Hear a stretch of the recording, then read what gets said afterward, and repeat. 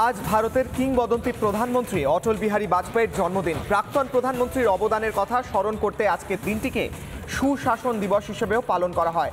1988 সালে অটল বিহারী বাজপেয়ী যখন একটি জোট সরকারের প্রধানমন্ত্রী ছিলেন, তখন তিনি সুশাসন প্রতিষ্ঠার সংকল্প করেছিলেন। তাই জন্যই আজকের এই বিশেষ দিন পালন। অন্যদিকে প্রশ্ন উঠছে, সেই সময় অটল বিহারী বাজপেয়ী সরকারে ছিলেন মমতা বন্দ্যোপাধ্যায়ও। কিন্তু আজকে বাংলার যা অবস্থা, আজকে বাংলার যা পরিস্থিতি, একদিকে দুর্নীতি, অন্যদিকে অপশাসন, অটল বিহারী বাজপেয়ীর জোট সরকারে থেকে আদৌ কি কিছু শিখেছিলেন মমতা বন্দ্যোপাধ্যায়? সেই প্রশ্ন করছেন অনেকেই। আজ অটল বিহারী বাজপেয়ীর জন্মদিন এবং আমাদের সঙ্গে এই মুহূর্তে রয়েছেন আমাদের প্রতিনিধি পৌলমী, তারই সঙ্গে রয়েছেন বিজেপি নেতা স্বপন দাশগুপ্ত। পৌলমী, তোমার কাছে যাব সরাসরি। পৌলমী, যে প্রশ্নটা আমরা বারবার করছি, একদিকে আমরা পৌলমীর কাছে যাব, খানিক্ষণের মধ্যেই যাব, তারও আগে আরও একবার জানিয়ে রাখি দর্শকদের, আজ কিংবদন্তি প্রধানমন্ত্রী এবং আমাদের প্রাক্তন প্রধানমন্ত্রী অটল বিহারী বাজপেয়ীর জন্মদিন। পৌলমী, তুমি আমাদের সঙ্গে রয়েছো। পৌলমী, তোমার সঙ্গে রয়েছেন স্বপন দাশগুপ্ত। যে প্রশ্ন করব সেই স্বপন দাশগুপ্ত, যিনি ইতিহাসে বারবার করে সেই সমস্ত সময় ছিলেন যখন জোট সরকার হয়েছিল, যখন অটল বিহারী বাজপেয়ীর সরকার ছিল, যখন মমতা বন্দ্যোপাধ্যায় ছিলেন অটল বিহারী বাজপেয়ীর সরকারে। পৌলমী, তুমি যদি একবার জিজ্ঞেস করো স্বপনবাবুকে যে মমতা বন্দ্যোপাধ্যায় কি আদৌ কিছু শিখতে পারলেন অটল বিহারী বাজপেয়ী সরকার থেকে বা অটল বিহারী বাজপেয়ীর কাছ থেকে?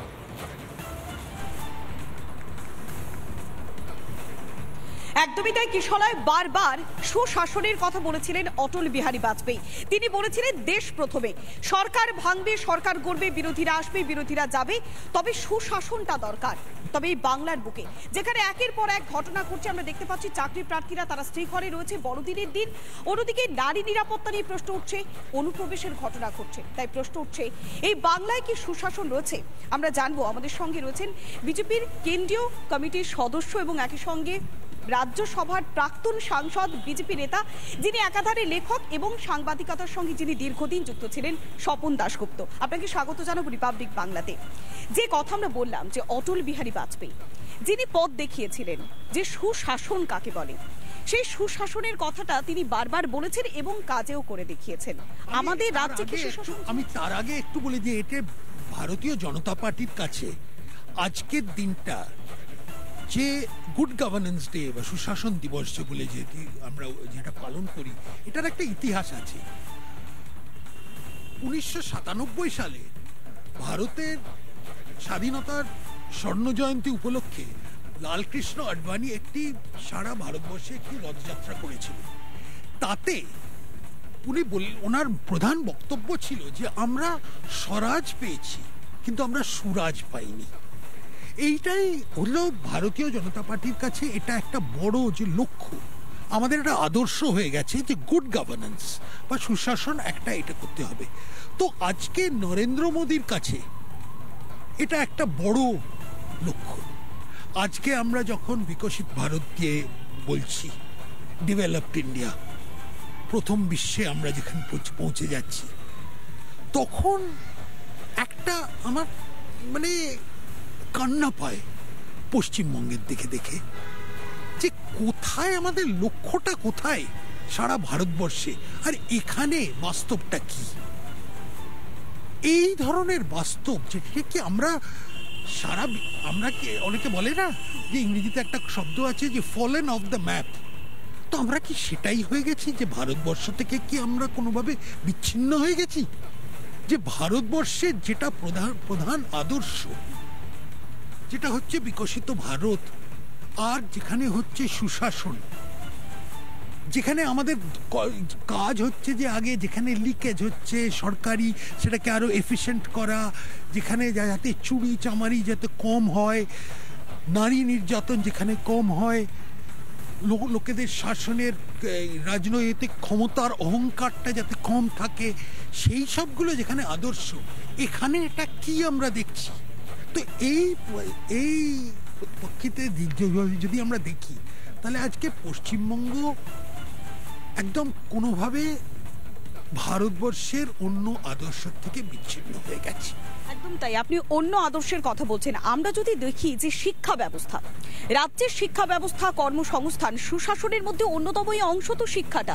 শিক্ষা স্বাস্থ্য আমরা আগে বলি, সেক্ষেত্রে আমরা দেখতে পাচ্ছি চাকরি প্রার্থীরা বিক্ষোভ করছেন, তাদেরকে শ্রীঘরে রাখা হচ্ছে। বড়দিনের দিন তারা শ্রীঘরে রয়েছেন। রাজ্যের শিক্ষামন্ত্রী তিনি বলছেন স্পষ্টভাবে যে গুলি তো চালায়নি, আটক করেছেন। মানে একজন শিক্ষামন্ত্রী এই কথা বলছেন, যেখানে এই রাজ্যের বুকে কর্মসংস্থান নেই। তাহলে এখানে সুশাসন? আজকে ভেবে দেখো, যে পরীক্ষা দিচ্ছে, মেধাবী ছাত্রছাত্রীরা উত্তীর্ণ হচ্ছে, একটা পজিশন পাচ্ছে, চাকরির জন্য হয়তো এটাকে কম্পিটিটিভ এক্সামের জন্য পরীক্ষা দিচ্ছে, আর সেইখানে তোমরা বিক্রি করছো। ফলাফলটা কোনো এটার কোনো মানে গুরুত্বই নেই। এরা মাতঙ্গিনী হাজরা স্ট্যাচুর তলায় বসে 1000 দিন ধরে অনশনে আছে, প্রতিবাদ করছে। তাদের আমাদের কোনো পরোয়া নেই। বলে যাচ্ছে, ব্রাত্য বলছে যে এইরকম হচ্ছে, গুলি তো চালাইনি। তাহলে যে শাসনের যে মানে রাজনৈতিক ক্ষমতার যে অহংকারটা, এটা আমরা দেখতে পাচ্ছি। যে মানুষ, ঠিক আছে, আমাদের ভোট ব্যাংক আছে, তোমরা আমাদের ভোট ব্যাংক না, তাতে কি হচ্ছে? তোমরা পরীক্ষা দিচ্ছ, তোমরা মেধাবী ছাত্রছাত্রী, কিচ্ছু এসে যায় না। যাও নিজের রাস্তা নিজে দেখে নাও। এই হচ্ছে অ্যাটিটিউড। আপনি বললেন যে আচরণগত সমস্যা, এই আচরণ এবং একই সঙ্গে শিক্ষা, সুশাসন কাকে বলে সেই শিক্ষাটা দিয়েছে গীতা। গতকাল আমরা দেখেছিলাম লক্ষ্য কণ্ঠে গীতা পাঠের অনুষ্ঠান, আর সেখানেও রাজনৈতিক বিতর্ক। তাহলে যে গীতা আমাদেরকে সুশাসনের শিক্ষা দিয়েছে, যে গীতা পাঠ করে মানুষ আদর্শ শিখেছে, নৈতিকতা শিখেছে, সেই গীতা পাঠের ক্ষেত্রে গীতাকে নিয়েও আপত্তি কেন? এটা একটা সামাজিক অনুষ্ঠান ছিল, আমি গেছিলাম ওখানে। সামাজিক অনুষ্ঠান ছিল, অনেক লোকেরা গীতা পড়েছিল, অনেকে পড়েনি, শুনতে এসেছিল। একটা বড় সম্মেলন, এমনি ধরনের প্রবচন অনেকে দেয়। দ্বারকার শঙ্করাচার্য এসেছিল, পুরী থেকে একজন মহাদীপ এসেছিলেন। পণ্ডিতরা একটু ভগবদ গীতা নিয়ে একটি তাদের ব্যাখ্যা দিয়েছিলেন। এতে কোনো রাজনৈতিক রটুকুও ছিল না, কিন্তু এটার রাজনৈতিকরণ, এটাতে আমরা কি বুঝতে পারি? এটার মানেটা কি? এর মানে হচ্ছে কি, হিন্দুদের কি ভগবদ্গীতা নিয়ে কথা বলার কি কোনো রাইট নেই, অধিকার নেই? আমরা কি হিন্দু বলে কি আমরা নিজের পুজোর ঘরের মধ্যেই থাকতে হবে? কোনো সম্মিলিত ভাবে আমরা নিজেদের প্রকাশ করতে পারি না?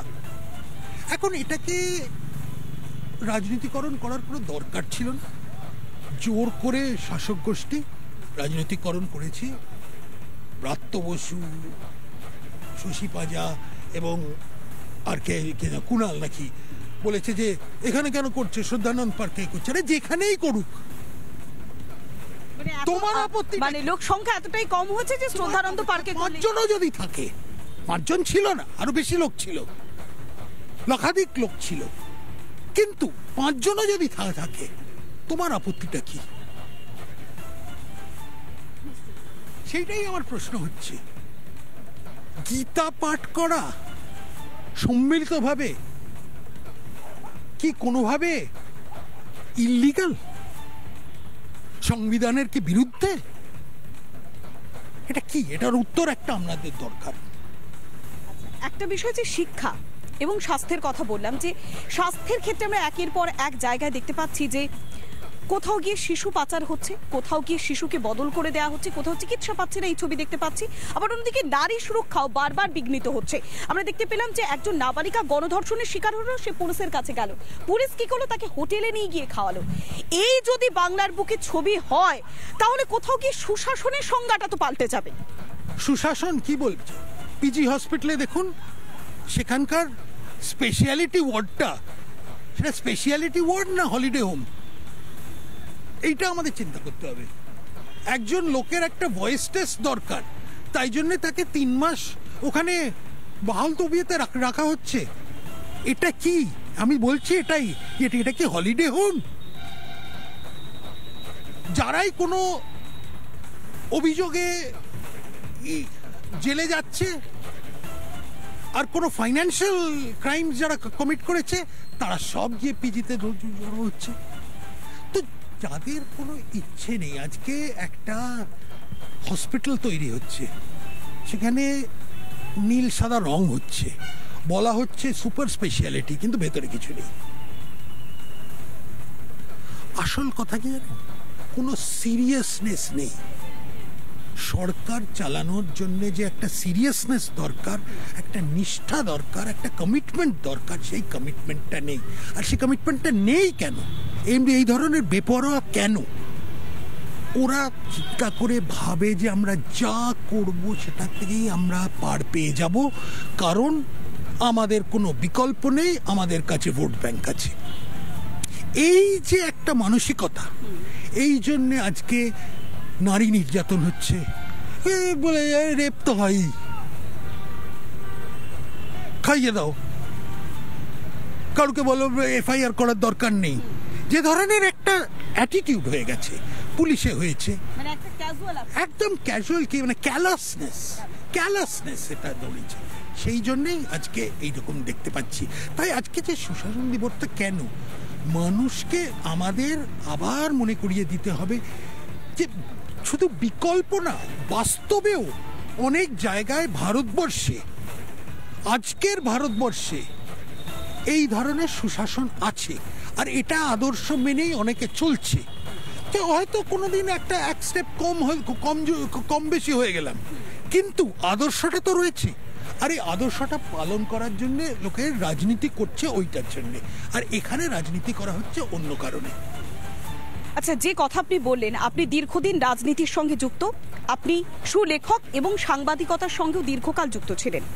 এই অটল বিহারী বাজপেয়ীর প্রশংসা লাগাতার করেছেন মুখ্যমন্ত্রী মমতা বন্দ্যোপাধ্যায়। তিনি বলেছেন অটল বিহারীর আমলে যে সরকার এবং বর্তমানে মোদী সরকারের মধ্যে সমস্যা রয়েছে, পার্থক্য রয়েছে। তাহলে সেই সুশাসন, যে সুশাসনের দিশাটা অটল বিহারী বাজপেয়ী দেখিয়েছিলেন, বা অটল বিহারীর সঙ্গে রাজনীতিক কর্মকাণ্ড অনেকটা ওতপ্রোতভাবে সম্পর্কযুক্ত ছিল মমতা বন্দ্যোপাধ্যায়ের, তাহলে কি তার থেকে শিক্ষার খানিকটা অভাব হয়ে গেছে মমতা বন্দ্যোপাধ্যায়? বা সেখান থেকে যদি রসদ ভালোভাবে নিত, তাহলে কি বাংলাকে এই দিনটা দেখতে হতো না? অটল বিহারী বাজপেয়ী এবং নরেন্দ্র মোদীর মধ্যে একটা বড় পার্থক্য আছে, মানছি। এই পার্থক্যটা হলো যে অটলজি যখন সরকার চালাতেন, একটা কোয়ালিশন সরকার, উনি যা চাইতেন সবসময় করা সম্ভব হতো না। আজকে মোদীজি নিরঙ্কুশ সংখ্যাগরিষ্ঠ বিজেপি সরকার চালাচ্ছেন, এনডিএ আছে, পার্টনার আছে, কিন্তু বিজেপি সরকার। এতে ঘোষণাপত্রে যা বলা হয়েছিল, যে কমিটমেন্ট দেওয়া হয়েছিল, সেগুলো সব প্রায় আজকে পুরোপুরি ভাবে আমরা ইমপ্লিমেন্ট করতে পেরেছি।